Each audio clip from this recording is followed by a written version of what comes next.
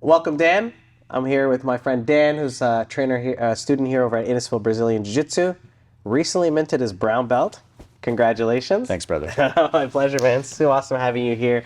Dan has been a student here for a few years now, and I want to quickly squeeze an interview while we're like high on being a newly minted brown belt, and I want to capture you before you disappeared for 6 months. So thanks for spending some time. Happy to be here. Yeah, man. Tell me about your day today. You got a pretty unique life, so. Yeah, I woke up this morning, I went into the gym, and then we started jumping. Jumping? It's my job. What do you mean? What do you jump? Professional skydiver. So this morning I woke up, I did 4 tandems and 1 student jump, and then I raced over here to be at my favorite place. That's awesome. IBJJ, yeah. Should we put a little landing pad so you can just fly in and land? That would make my day, either make the commute quicker. That's awesome. Jumps went pretty smooth. Good weather. Jumps were good. Weather's good. Once we're done here, I'm gonna go back over there and finish up my day. Nice. How many more jumps you got left? I think we got 7 more tandems to do and a couple more students. What's the most jumps you've ever done in a day? 22 jumps, Nice. yeah, on a busy Saturday. Are you sore after something like that, or? I'm mentally exhausted. Yeah. It's a lot of like up and down and back and forth with people all day, and you're constantly meeting new people, so it's a lot. You're pretty social, right? So I it's try to pretty be. easy. Yeah. After 22 jumps, maybe a little drained. less. Yeah. How's the adrenaline after a day? Like 22 is a lot. It's a lot. And then you're dealing with different people, different personalities, right? Different stuff happening on the jump, different weather conditions through the day. So you're just constantly changing what it is you're doing. It's good. It's a good feeling to feel that kind of drained at the end of the day. You got to be adaptable, right? Yes. So that's lovely. How'd you get into jumping? Randomly, I was a surf instructor before this, and I used to play music, and I had come back from a winter in Mexico. Me and my friend thought it would be a good idea to get our licenses so that we could do it for fun when we were traveling around, and I absolutely fell in love with it. Nice. I did 3 jumps my very first day. I ended up getting my license that season, and then the following season I came back to work and learned how to pack the parachutes and fly video, and 3 years later I was able to get my tandem instructor rating, and then that's been my job for the last 12 years basically. 3 jumps on your first time. On my first day. Is like, are you afraid of heights at all? Or do you like the adrenaline? Like, I think I like the feeling of being scared and then like pushing past it. That's cool. That's cool. I definitely want to jump with you. I'm super excited for the time that we get to go. We're gonna make it happen. It'll be good. It'll be good. I think you and I have like an interesting relationship. You know, I chose you for this interview because the way we met and connected was like really powerful and potent to me. So I think it'd be really useful for us to like reflect on that, like where we started and where we are now. Absolutely. And I think it will also be helpful for context from other people because you have like a long background in martial arts, right? So why don't we start there? Tell me how long you've been training for. I would say I've been training for like 20-ish years. How old are you now? I'm 32. Cool. 32. I was put into martial arts like very young. I did karate, I did judo, I did wrestling, I did a bunch of stuff growing up. And You're nothing, like the original mixed martial artist. right? Right. And nothing ever really stuck for me until I started doing jiu-jitsu. Yeah. Yeah. And then when I started doing jiu-jitsu, I became the same obsession that I have with, the skydiving. Sure. And became obsessed with jiu-jitsu when I was very young. Nice. How long have you been doing jiu-jitsu for now? 16 years Sick. with a good solid break in between because of the skydiving thing, which I guess brings us to where we met. And COVID too, right? COVID interrupted your training a lot. COVID was so. a killer, yeah. Yeah. Because all the gyms were closed down. I didn't have anybody to train with at home at the time, so it was a big break. You did some virtual training at that time too, right? So I did. I jumped on. I had heard about some guys who were willing to do like virtual training, and I had never tried it before. I thought I would give it a shot. You're lucky because your dad was your training partner for that, right? My dad is an absolute legend and let me beat him up for quite some time during that period so we could train. Yeah. That's awesome, man. And were you doing that here or were you in Mexico for that? I was in Mexico and a little bit here when I got back. Yeah. That's awesome. I'm so happy I got to meet your dad or at least a recent event. It was really special. He was very happy to be here for that. You had told me that your dad actually got you into martial arts. It was him. I don't know if you've talked about this with him. Like, what do you think he wanted out of martial arts for you? Probably some discipline. I think that's a big one. Sure. That was a big one. Not that I was a bad kid, but I was definitely like high functioning, running around all the time. So I think it was just a way for me to like settle down. Nice. He had started doing karate. He put me and my brother in it, and I loved the atmosphere. I liked to go out. I enjoyed being in the gym. I enjoyed meeting new people. I enjoyed learning new things. There was just something about that specific martial art that didn't really stick with me, though. Sure. Yeah. Dude, back in the day, there weren't very many options, right? Like, It was pretty sparse. karate is like, It was karate or you were boxing. yeah, yeah. Yeah. Taekwondo a little bit of judo, Yeah. but I think I got the same thing out of like karate at that stage. It gave you what you needed at that time, right? Yeah. A little bit of fake confidence that you know how to fight, That's it. and That's like discipline, it. and a good group of people to hang around with. So what switched when you switch? Did you choose to switch to jiu-jitsu, or did you do it on your own, or? Very random. They had a guy, so they started running MMA classes at the karate club. Nice. So it was just, for me, it was just extra training that I could do. So I jumped into it, and they would have a guy come down from the city, and he would start teaching jiu-jitsu. So we would do that like once a week. That's what it started off as. And I would go home just like lit up afterwards. I know how you feel. Because you're just, you're learning this move, and you're learning this choke, or you're learning this, this new thing that's coming. For me, it was all new, right? Yeah, yeah. And from like traditional karate, where you're learning, katas and stuff like that, not getting to spar a whole lot. The free flow of like rolling after you would learn something, to me was like so captivating, because it was like keeping my mind from like zipping off to different places during class, right? You had to be focused on that one task. So for me, it really stuck. And then a lot of other guys in the gym were very excited about it. He started coming up twice a week, then 3 times a week. And then all of a sudden I wasn't doing karate anymore. I was only doing jiu-jitsu. That's awesome. Yeah. That's wicked. No, it's cool. I think a lot of people from different martial arts, when they try jiu-jitsu, they see like, this doesn't work. And then you feel it, you're like, this is legit. Like, this is incredible, right? It's a good feeling. I can honestly say, like, I love all the martial arts that I've done, but jiu-jitsu is the one that has been definitely the most challenging and the most fun for me. For sure, for sure. Yeah. It's satisfying though when it's challenging and you can like conquer it, like you're like stimulated, right? Yeah. So I get that as well. So you started training for a long time, jiu-jitsu, you loved it. You had to take a break. Let's fast forward to you reaching out to me on Facebook. I want to hear your side, because I've got my side. I actually went back to the chat and I read, I was like, oh, it's juicy. So I knew I was getting ready to come home from Mexico. I had done a little bit of online training. I had an interesting experience, we'll say that.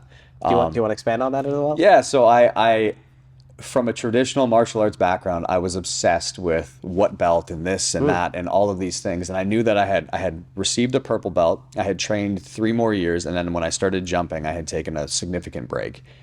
So the only thing I had in my mind was, how, like, do I get my purple belt back? How do I keep training? I was training to get my brown belt, and I was just belt obsessed and obsessed with getting back to where I was. So I had messaged somebody online and talked to them about, what techniques do you need to see for me so that I can have my purple belt back? And they sent, a list basically. So Can you send me that list? I will send you the list. It was basically a list of like, these are the things that you need to be doing, and these are the things that you need to show. And I used my dad as my training partner. No jiu-jitsu experience, so clearly the list was very easy to Your execute. dad's scrappy though. He's a scrappy guy. Definitely, and he's strong as an ox too. Yeah.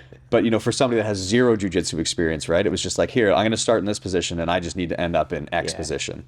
Was he resisting, or was he being a good training partner? He was being a good training partner, cool. which I think for both of us that was great, because I was just getting back into it. But I also felt very weird about that situation afterwards, being like, he doesn't know. Like, he doesn't know. Yeah. This is also a very, very pretty straightforward list of things. Yeah. This doesn't really seem like a legitimate thing. I work, 15 minutes from where you had opened the gym. It had popped up on my Facebook. Nice. And I'm like, oh, that would be perfect. So I sent you a message. Yeah. And I believe the message was, again, very belt obsessed. Yeah. All the way down the line. Yeah. Oh. I was reading through it. It was really funny to think about like the approach, right? You're like, hey, I really want to train. This is my background. You're very open and honest. And you questioned me on the belt thing, because at that time I was a purple belt. And I think you asked a legitimate question. It was like, hey, you're a purple belt. Like, how can you get me to brown? And I think my answer was like really like short, not as like playful, but it was just like, yo, dude, like, don't worry about the belts. Just come and train. Yeah. Like, I'm so close. Like, do you want to get good, or do you want to just like? Or do you want the belt? Yeah. So I think you challenged me again on the belt, and I was just like, dude, if you want your belt that bad, go on Amazon. It's like $60. Legitimate answer as well. Right? So I was like, do you care about the belts, or do you care about training? Right. So I think quickly after you came in for a class, and I think we were very respectful. Like we were feeling each other out. Yeah. Like, how good is this guy? And I think we discussed philosophy first, about like how to train, what we're looking for. I think we did a lesson first, and we worked on some positional stuff we talked about, and then we had a good roll, right? So How did you feel after that role? Like, what was your connection to me? What did you think? There was so many things going through my mind. Number one was the funny Amazon comment for the belt thing, because I had come from a spot where like belts were really, really important. And doesn't matter how athletic you were, it was more of a like a time in thing, you know what I mean? And it was so funny sitting down.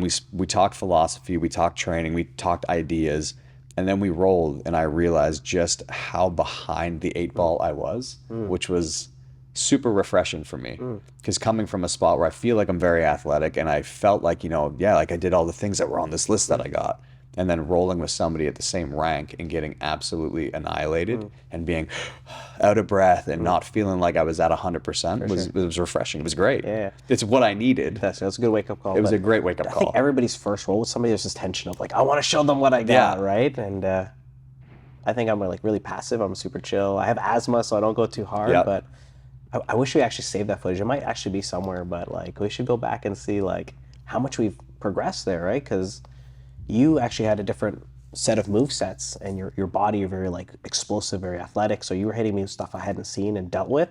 So there's a lot of problem solving for me as a purple belt, right? So I'm super grateful for you as like a training partner, and I think I message you all the time thinking about like, dude, that's an awesome role. Thank you for creating a new problem. I got to figure this out, right? And I get 6 months when you're away to like work on that stuff. Work on the problems. It's always good to come back. And I get 6 months to pretend like I'm coming up with new problems. I think it goes both ways between you and me, because I have never had an experience training with somebody the way that I do with you, which is super important. I always leave this gym learning something, which is huge for me. For sure. Which is, I think, what kind of pulled me away from the sport for a little bit. Is I had something new that was like really enticing that I wanted to put my time and energy into.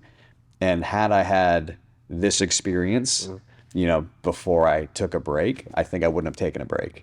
But maybe the break was good for me, because then I got to come in, meet you, get a refreshing start, and like I can't see myself wanting to take a break anytime. That's awesome. We're excited for it, right? So what do you think was the difference there? Like, where do you see that difference between like your previous experience and what you see and feel here? I think a lot of it has to do with what you touched on, is that I was hyper fixated on, you know, the belts and the ranks, and like I think from that traditional background, I was obsessed with, you know, just climbing that ladder. It was less about getting really good and more about how other people would view you, I guess, right? You walk into any gym and you see guys with black belts and you're like, oh, that guy must be good. Legit, you know what I mean? And coming from this gym where you're rolling with white belts that are explosive and athletic and they're unbelievably good, I think it kind of very quickly went out of my mind that like this doesn't really matter. It's how good you're getting. So the experience after our very first roll, where I literally left the gym having trained for, you know, 6 years prior to that, 7 years prior to that. That's a big break. And I had learned something new, which I had been missing for like before I took that break, that last 2 years, I feel like I was just drilling stuff I already knew. Sure. And I left the gym in 1 hour. And I remember it was an early morning that we did it, because I had to go to work. And you were so great because you had me in nice and early. We rolled. And I remember leaving and being like, wow, how did I not know that? Do you remember what that lesson was? It was I think it was something to do, it was the cutting the angle on the triangle. Oh, That's what it was. Cleaning it, You like cleaning up the angle. Yeah. And I was sitting there, and I had never been explained to that before. It was just, hey, put more pressure on the back of the head, pull them in closer, squeeze tighter. And it was like, yeah, that works. But also, if you just shift your body over here, it's way different. Way different. Yeah. And I remember leaving the gym thinking that like that is such a key piece of information. How did I not know that before? Yeah, and that just kind of like kickstarted my love for coming into the gym with you every day. Yeah, man. When you started training with us, you're coming pretty frequently, but our class schedule wasn't working for you, right? Like you'd like jump, and then come for like just the end, just to squeeze a little bit of class. But I know there's like many times, like for those who don't know, we started the jiu-jitsu club in the basement of my home. It's like a class would finish at like 8:30, and you, me, and Gil would sometimes be there till like 10:30, like grinding it out, right? Grinding. So, oh man, it's the wild times back then, man. It was the best. There was nothing better, I think, because I would show up at like the tail end of class. You would run me through what we were doing, and then you guys would just stay and hang out with me and made sure I got the material. Catch you up. Like, yeah, that's beautiful, man. Like right before you came in, it was with Matt and Kyle. We were talking. Just like you randomly popped up, and they both had mentioned like how much they love training and rolling with you. And you probably don't get to experience that because you can't train with yourself, but why do you think people like training with you? What makes it different? I love teaching. I love helping other people get better at stuff. Like you said, training with each other. It's like, you know, sharpening each other's skill set. And the more good people you have around you, right, the better you're going to become. But I really do just like seeing people succeed. I feel like the same way that you do when you see a student get something that they've been struggling with. Yeah. And maybe that comes from, you know, jumping with work. When I see students succeed, I get super excited as well. But a lot of it I'm taking from you, man, which is just like, be a chill training partner, help people get better at it. You know, it's a pretty fun sport, and it's one of those things where, you know, you can have white belts training with brown belts, black belts training with blue belts. Like everybody can kind of be intermixed in this gym, which is nice. Yeah, Do you find that's different in other places? I absolutely do. I remember you told me a story. I don't want to bring up the club's name. It's pretty popular.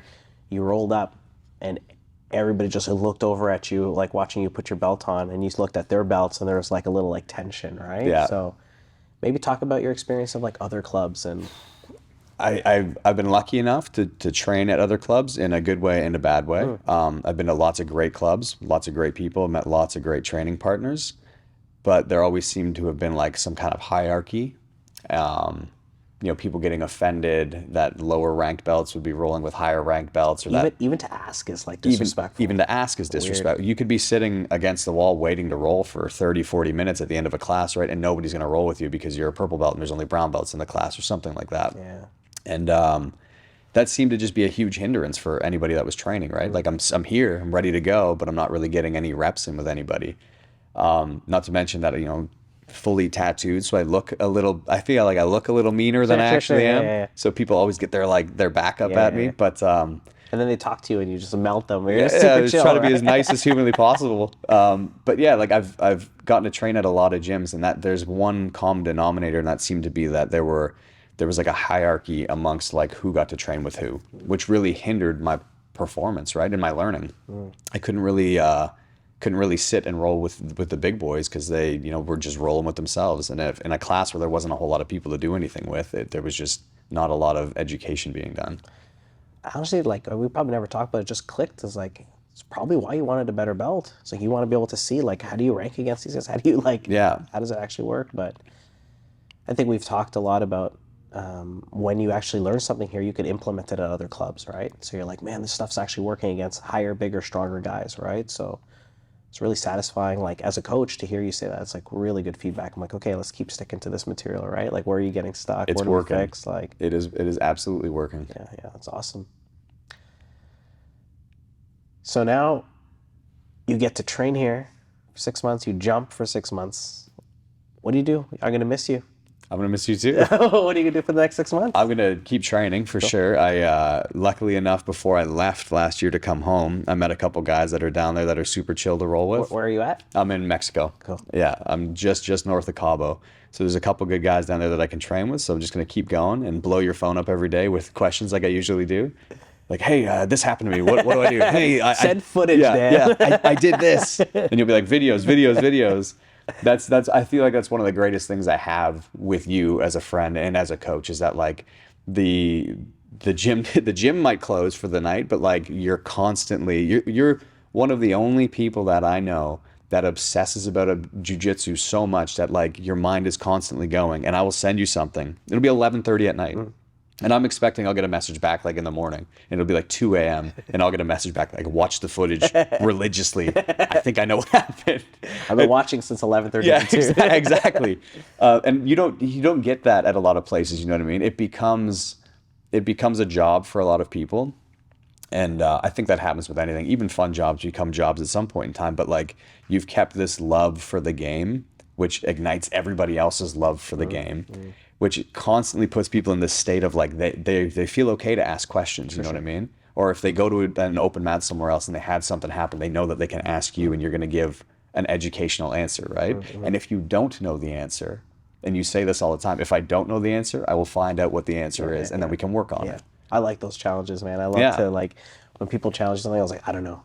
well, let's figure it out. Like let's as a room, let's work on this problem together, and that's so satisfying, right? And I've seen you do. I remember messaging you stuff, and you're like, I don't know the answer to this yet, and I will get it. And it'll be like 4 weeks later, and you're like, I Figured did it a out. deep dive. I did a deep dive everywhere, and I found out the answer. Yeah, let's test this out. And that's something you just don't get from a lot of places, right? People are in the door, you're on the mat, you're repping out whatever it is you're repping out for the day, then you're off, you're in the shower, and you're gone, right? Yeah. I feel like here it's just never ending. Every class ends with people hanging out. People are always here at least an hour or two after class, rolling, working on stuff, and yourself included. And I feel like that's something that's kind of like lost in a lot of places, right?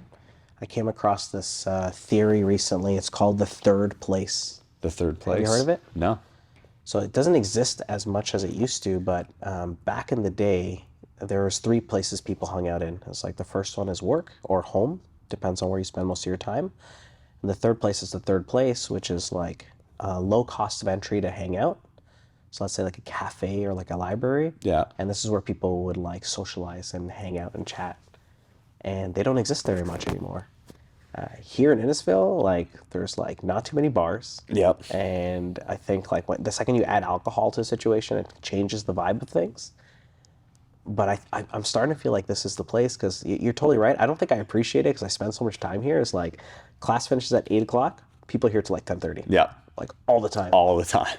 Not even training, just like hanging out, Yeah. right? So like Kyle was talking about today, is like it's really nice to like take a break from my family and just do something for me. Yeah. You come back like charged and refreshed, right? So I think it's more, that it becomes, when the class finishes, it becomes less about jiu-jitsu and more about like the environment that you're in. And that's one thing I can say about this club specifically that is different than any other place that I have trained, is that the environment here is so wholesome. Wholesome's a good word for it, because you don't feel like you're getting rushed out the door. Even though the clock's running down, it's getting late, it's getting dark, nobody seems to be leaving. And that's because nobody feels like they have to. And there'll be guys in the corner rolling, there'll be guys in the corner, girls in the corner drilling, there'll be people over here sitting, drinking tea and hanging out. And that is not something that you see at a lot of places. It's either you stay after, you roll, but you can only roll until X time and then you got to get out. Yeah. This is very much a community vibe, and there's so many different people that train here from so many different backgrounds. And I think that's what makes it so cool, is that you don't come in here feeling like you're going to get beat up or you're going to get, worked over by like the hierarchy in the gym. It's just everybody trains with everybody here. It's a lot of baggage, I think I come from a club where we didn't care about belts too much, just cared about performance, and I probably don't process it like you do, right? Like I don't have that like care for hierarchy, and I really think you can learn something from everybody, right? Like somebody new comes and asks you a question, and you're like, I've never thought about that. Let me consider it. Like this is amazing. But like some people, like maybe they poo-poo it because they're like, what is this guy? No, he's a white belt, right? Which is, is a crazy concept when you really think about it. And unfortunately for me, like it came from that spot where it's, the belt really seemed to mean something. But you could be a white belt and you could do deep dives 8 hours a night in jiu-jitsu stuff and be an absolute phenom because you have a good training partner at home, and just you haven't really gotten to show anybody. You know what I mean? That's the beautiful thing about it, is that if you have one other person that's willing to learn with you, you guys can non-stop growth the whole way up. You only need one good training partner. That's it. You need one good training partner, right? And I think that's why, the belt itself, as proud as I am to have it, and as thankful as I am that I got it from somebody that I respect, the best thing that I can take away from this gym over the course of the last 3.5, 4 years is that like I'm getting better. My jiu-jitsu is getting better. And it's working. It's working with people that I get to roll with when I'm traveling. It's working at other clubs that I get to go to. It's working, when we're rolling together. And that's the belt aside, my jiu-jitsu is getting better. And it's because of this club. Yeah. So what's your philosophy on belts now? What's changed? Yeah, completely changed. Like I said, I'm proud to have it. Yeah, so thankful that I have reached the level where you believe that it's okay for me to wear it. But I'm more excited than the belt. I'm just excited that I feel like I'm progressing again. Sure. And then even on top of that, I'm excited that I'm excited. Because when I stopped training, I blame it on the skydiving thing, but I also feel like I was just stale. I was in the wrong spot. I wasn't having fun anymore. So getting to meet you and like reignite my passion for it, on top of the belt, on top of learning, I'm just excited to be doing it and be doing it better now. For sure. Yeah. What do you think stopped being fun for you there? Like, is there like a moment? Is it like a feeling? I think I stopped getting out of it what I'm very much a person that needs like gratification out what I'm doing, and I didn't feel like I was getting better, and maybe that's because the material was getting stale, or the way the material was being taught was getting stale, but I didn't feel like I was progressing anymore, and I just felt kind of like stagnant in my jiu-jitsu education. I knew what I knew at the time, and I feel like I just wasn't getting pushed past that point. Totally. And that's what I mean. Like the very first day that I left the gym, I left with a new piece of information that I could immediately implement into my game, and immediately made me better. I can see that. And I don't think I've left this club a day since then without leaving with a piece of key information from somebody. Yeah. That's beautiful, man. I wish I could see it from your eyes. It's such a cool experience. From my point of view, having been to other places, it is the like the fire that like sparked me to get better again, man. I think for me, you're a little bit different than most people who come in. Like, you're really positive and you're very effusive. So when you come in, you're like psyched that you're there. You're like, I'm really hyped. And then you leave like even more hyped, which is a great feeling. I think it's like a cool thing happening in this conversation is like, I really enjoy watching other people get better, but also like creating this environment where I see people walk through the door and like they're pissed. They sat in traffic for like 2 hours. Something terrible happened at home, whatever, life shit. And they come in, they train, and they leave like way better. Like, I want that for like every single person that comes in here, right? This is like, I feel like you've somehow found like that secret sauce to facilitate that for people. I know for me specifically, there was that point, was it 2 years ago, where I was home for 2 weeks on, 2 weeks off, because I was working at that job in the city. I would do a 12-hour shift. I'd finish my shift at 7 o'clock at night after working all day. I'd hop in my car. I would drive an hour and a half through traffic to get to the club here in Innisfil, train for 30, 40 minutes with you guys, because it was already 9 or 10 at night. And then I would turn around and drive back, go to bed, be sleep deprived. But there was never a point in time where I'm like, I'm too tired to go to the club tonight. Or I'd be, miserable on my drive home. I just remember driving home, cranking tunes, and be like, that was such a great class. I can't believe I missed the first half of it. That's awesome. You're willing to sit through an hour and a half of traffic to get here. That makes me really grateful that I'm only 7 minutes away. Like, there are people who live in Innisfil that can walk here. Like, it's insane. It is worth the drive. I don't think I've ever, even on off days where I'm not at work, when I'm driving in just to come to class, I'm an hour drive away, and I've never left here being like, oh man, like I probably should have stayed home today. No. I'm always happy to be here. Something funny happened today. Kyle yesterday did a class at 7:50, went to work overnight, and then came for 10 a.m. class. I love today. I love What a beast, Who right? needs sleep, right? Who really needs Sleep sleep? later. You sleep later. It's fine. That's amazing. It's really funny thinking about like your like lifestyle and approaches. Like, you're not scared of things like jumping and like fighting, and it's cool to hear you like call it fun. Like, that's probably bizarre to a lot of people. I think so. Do you have anything to say to people who are afraid, or maybe even people who are similar to you who like this adrenaline stuff and learning? Do you have any advice for people who are like first starting out, what to think about, what to expect? I think it's a big piece of it is experiment. Okay. Try different things. Maybe it's not jiu-jitsu, maybe it's something else, maybe it's Muay Thai, maybe it's jumping, but I can say on this jiu-jitsu subject, it is good to go to other places and meet with other people and then come back to a spot that you had a good feeling about. I can honestly say with this place specifically, I have tried other gyms. I don't need to go to any other gyms. I know what I get out of this spot, and it's exactly what I was looking for. Beautiful. Don't be afraid. Don't be afraid to venture out and try something new. I feel like jiu-jitsu for me has been so much more than just a martial art or something to like stay in shape. It's number one been a spot where I can meet new friends. This is such an important thing to me, right? We never probably would have bumped into each other. Right? Like when will we have met? Yeah. And it's so important to me because this is now something that I have in my life that is so important to me. Not just on a coaching student level, but on a basic friendship level. I can send you memes and be like, that thing that I sent you the other day that I thought was hilarious. You know what I mean? Dude, but we also like check in on each other all the time outside of jiu-jitsu. Like, how are things going, right? It's good to have a friend. And that is so important because I don't think you get that. I don't think a lot of people gain that in an average day. You have the friends that you went to school with. Occasionally you meet new people, but you join a jiu-jitsu club, especially one with this vibe in it, you will leave your first hour-long class and you're introduced to 20 new people, those 20 new people, every single one of them want to be involved in your life in some way, shape, or form. So yeah, it's nerve-wracking to go into a new place and try a new sport. For sure. But what you get out of that, that 15 minutes of fear, that first, the drive there, the anxiety, the going into the club the first time and looking around and not really knowing what you're doing, after 1 hour, you're going to not only feel great about it, you're going to know something about jiu-jitsu, and you're going to leave feeling like, wow, these people are really cool. And I would like to continue to like hang out and spend time there. For sure, for sure. Yeah, it's I feel like it's an important thing to just try. If it's on your mind and it's something that you're feeling like you should do, just push through the anxiety of getting there and go for it. I always think about this with kids. I see it, right? We always do a free private class to make sure it's a good fit for them, and it's overwhelming to walk into a room full of people, right? Absolutely. I can see it in kids' faces, and I'm like, hey, how are you feeling? And they're like, I'm really nervous. Yeah. And depending on the age of the kid, I was like, nervousness and excitement are the same experience, but it's how you interpret it. Like, it's the same chemicals, right?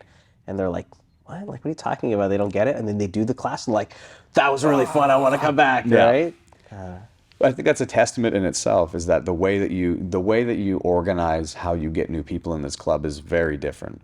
A lot of people, especially in this day and age, are not willing to put out their free time to make sure it's a good fit, not only for the club, but for them, for the family, for everybody.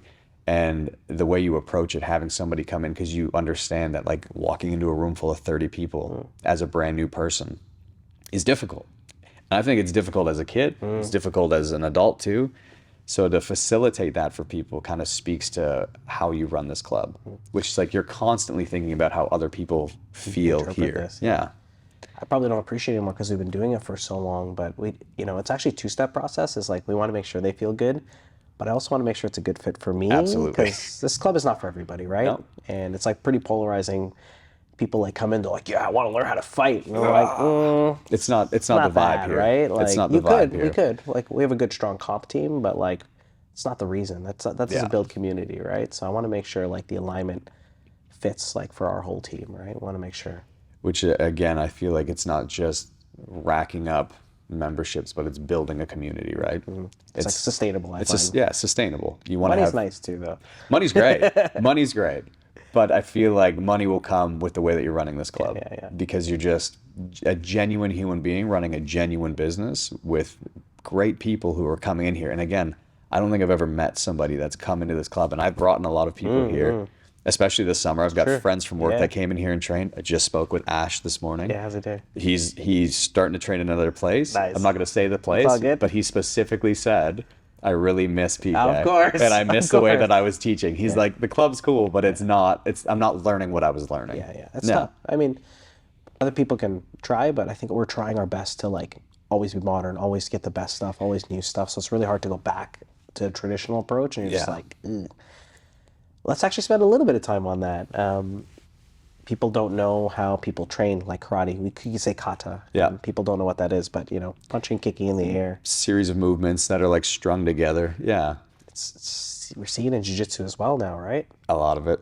So what are we doing that's a little bit different? You're loving this new approach. I'm loving this new approach, this eco approach to learning, which is for me constantly rewiring my brain on how I was learning, because for the longest time I was learning kata style, right? Which is, a series of moves strategically put together to end up at this result.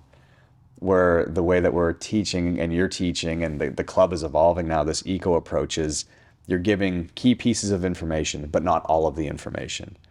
And we're allowing people to just sit here and figure it out on their own, which means more reps, more questions being asked. More questions being asked lead to more answers.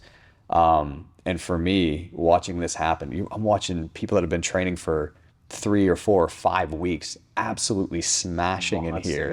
They're just, and I'm sitting here like 16 years. Yeah. That took me 2 years to learn how to do that correctly. Yeah. And these guys are just figuring it out. And I think that in itself is crazy. And I wish there were more places taking this approach to learning, because it's just, I'm watching people just absolutely skyrocket. But I think there's going to be a pushback because it's non-traditional, right? And having like a new age wave coming through a very traditional sport, I think there's always going to be people that are like, nah, that doesn't work. Nah, that doesn't work. I'm watching it work personally. Feeling it work. Feeling it work. Yeah. When I'm rolling with people that are brand new, and I'm like, it's actually Yeah, yeah. pretty good. You know what I mean? Like pretty hard. These guys know what's going on. They've only been here for how long? 4 weeks? Yeah, yeah. How is that Shocking. possible? Yeah, Yeah. yeah. And I think the amount of repetition that you're getting in an hour class, and then again spending the half hour, 45 minutes after class just continuing to do that. These guys are getting massive gains Big time. I in can a see very it. short amount of time. I can see it. I love it. I can't go back, man. Like No. it's scary. I don't know how you'd be able to like kind of revert back to training the old way. I think we had a coaching conversation about this recently. Is like it takes a lot more effort to do this. Like mentally as a coach, It's I'm always drained because way you have to more be work like for you active. guys. You have to set up the class. You have to think of the games and the drills. But it's worth it, right? Like I feel like you said last week, when you're watching people elevate their game in such a short amount of time, I think that's like enough gratification to like push through that mental exhaustion, right? Because it's 10 times more work on you guys. It's very easy to teach a 5-step armbar with those 5 steps. Sure. It's a lot harder to say, this is the end result, this is the start. We're going to kind of flow through the middle, because you have to pay attention to every single person in the classroom. Yeah. Not that you didn't before. It's just much easier because you can be like, that's not step 2. Yeah. That's step 3. You're skipping a step. Whereas now it's like you're getting close, but think about nudge your you. hips. Yeah, Think yeah. about hips. Yeah. And you're just giving little breadcrumbs of information Yeah. and watching everybody in the class just absolutely smoke it. I think when you think about authority, it's like they want to keep this like powerful position, so everybody relies on that person. Yeah. Is like I just want to give people the knowledge and comfort to be able to like create their own and discover on their own, right? So like each opportunity is not to like win, it's to learn, Yeah. right? So we're seeing that. I think a key piece of information with this eco-learning that we've been talking about the last couple of months as well is that you're developing people that have different games. So Yeah, Ash is 6 foot something. 6 foot something. I'm like really short. I can't teach him what I know. Right. Yeah. And it's, there's different things that big Ash is going to be able to do that you and I, who are short, can't do. Yeah. And I think, you go to a specific club, any other club that's not teaching this way, and everybody's learning 5-step arm bars, or they're learning guillotines in this one specific way, or they're learning whatever it is in one specific way. Nobody's really given the opportunity to use that information in a different scenario. You know what I mean? So you're only looking for that in one specific spot. Whereas with this, people are getting to different positions their own way. They're ending up in the end result, but they got their own specific way. So they're finding different ways into that one spot before they even know what it is they're supposed to be doing, which is a beautiful thing. That's wonderful. Yeah, yeah. Because like the education, it's kind of like free flowing. It's like, this is where we're starting, this is where we're finishing, and everybody's developing their own way of getting there. Yeah. I think I probably don't even appreciate that because I come from a club where my coach made it very like obvious that I don't want you to roll like the way I roll. And I think I've got like 2 really good examples is like Keller and Gill. Yep. Oh, Completely different body types. totally. They don't do any of the things that I do. They don't do the things that they do. No. But their jiu-jitsu works like Yeah. for them, right? Personality And style well, wise. too. Yeah, it works really well. So And I think that's such a testament again to the club and how everything is growing. Is you've got 2 guys that started at the same time that are learning the same material, but just in different execute it ways. differently, They're executing the material differently. And why? Because they were given an opportunity Yeah. to execute the material differently. for sure. Right? You weren't hovering and being like, that's not step 2. Yeah. That's not the way you start. Figure it out. Yeah, exactly. It's like, this is where we're going. You guys know how to get this finished, but get there differently. Sick. Yeah, it's amazing. That's really cool. Yeah, yeah. Like you said, right? Steel sharpens steel. If it's just the same information, you're gonna kind of have this going on the whole time, right? It made me reflect on like I get to travel around a lot. I love going to other clubs to like learn what they're learning and absorb like what works. And I remember in like certain situations, it's guard passing specifically. If I know what type of guard pass somebody's going to use on me, everybody else is probably going to use a similar set of guard pass. So if you figure out the solution there, you can probably stop every guard pass. And it's probably the guard pass that the coach uses most. Yeah. So they're going to teach what they know, right? So it's like one solution solves like everything. Everything like, in that gym. Yeah, it's funny because I feel like, I had a bag of tricks when I started training with you that I thought were super effective. Things that I used to hit on people all the time because I also used to like deep dive and like read different things and like watch old matches and stuff and like slow it down and try to like perfect these movements. And I just remember like rolling with some of the white belts in the club and being like, why did that Doesn't not work? work. Well, what are you teaching these guys that Yeah. wouldn't work on these guys, you know? And it's, yeah, again, it was just super refreshing. Super refreshing for me because, you know, it puts the ego in check, and it also opens up your mind of like, oh, there's way more stuff to learn. Beautiful. Yeah. It's forever, man. It's Constantly, we're going to be nonstop. doing this forever. We're going to be like 80 to trying to figure Be stuff like, out. what is this new stuff going on? But that's the beautiful thing, man, is it keeps evolving, right? And you have such beasts out there right now that are like getting better and better, and like the new information that's coming out continuously. There's always stuff to be looking at, always stuff to be learning, and I think that's what makes jiu-jitsu so fun. Is that like, yeah, you can level up every single year, but there's somebody out there who's just like staying up until 2 a.m. nerding out on the computer, like I can't sleep. I need to figure like, this oh, what if he put his heel here? What if he moved this way? Yeah, And yeah. it's just like there's just elements to this game that are just non-stopping. Amazing. Yeah, Yeah. I'm looking forward to next year, bro. me too, brother. Amazing. I can't wait. Brother, I appreciate you for your time. Thank you, man. Thanks for being in my life. Thank you. You're a great training partner. I always think about this weird thing that people say as far as like, that's my student. They're like, that's my blue belt. I was like, I think you're just like a student of the game. You love martial arts. You do so much for our community, and like, grateful for you, man. I'm grateful for you, and I can honestly say that like this place, you yourself, reignited my love for the sport, and I'm so happy to be here with you. Perfect. Thanks for validating the process. Thank you, Coach. I appreciate it. Thanks, man. Thank you. If you enjoyed this content, and especially if you live in Innisfil, you should check us out online. You can see us on YouTube, Innisfil Brazilian Jiujitsu, or Innisfil BJJ, on Facebook, on Instagram. Don't look at us on LinkedIn. We're not that professional. Dan, you got lots of Instagram. I hate Instagram. I actually watch like all of your videos. What's your handle? My Instagram is just Dan Steinke on Instagram, and you know, you look for lots of BJJ content, surfing, skydiving, some diving this year, and a bunch of our stuff coming up, hopefully. I really like your animal stuff. Like, you've got some beautiful like surfing stuff. So that's I get really pretty lucky where I live, so yeah, stay tuned for all the fun that's going to happen in the next 6 months. How do you spell stanky? Steinke. Nice. Looking forward to seeing more. See you soon.